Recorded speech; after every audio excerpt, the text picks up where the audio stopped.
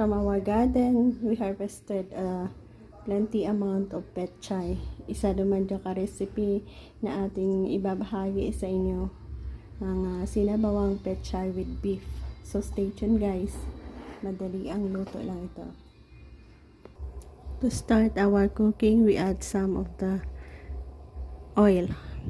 Mantika. Konting mantika. Mag-isa tayo ng onion at garlic.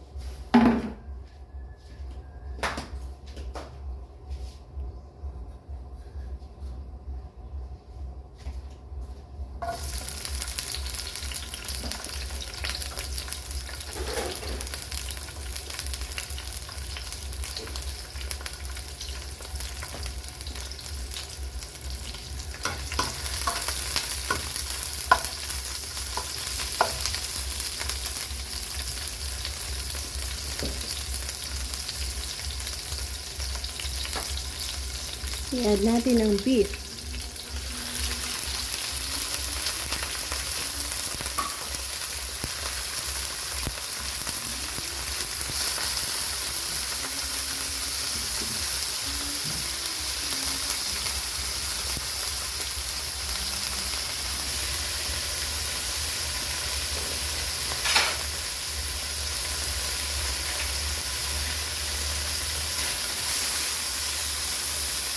I-add natin ang kamatis.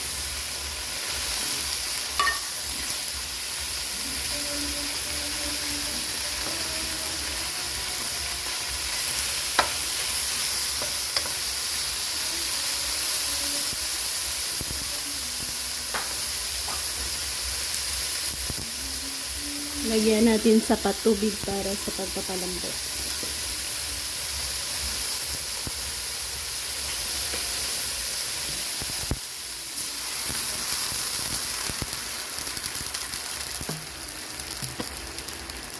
Ayan, napalambot na natin ang ating karne.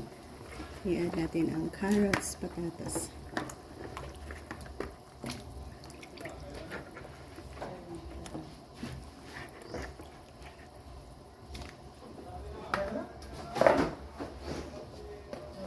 Ha?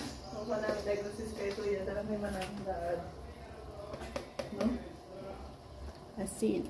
Ana?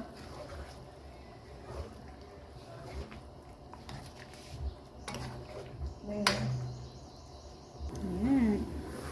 Last touch tayo sa ating garden harvest ng ating pechay. Pechay masarap.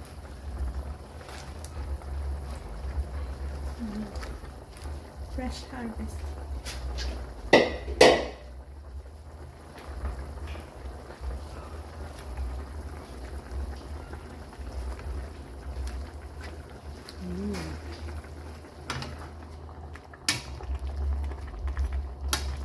So, atin na naman maibahagi sa inyo ang paraan kung paano natin lutuin ang ating preskang pechay na ito na ating harvest sa ating garden. So again, thank you and bless us all.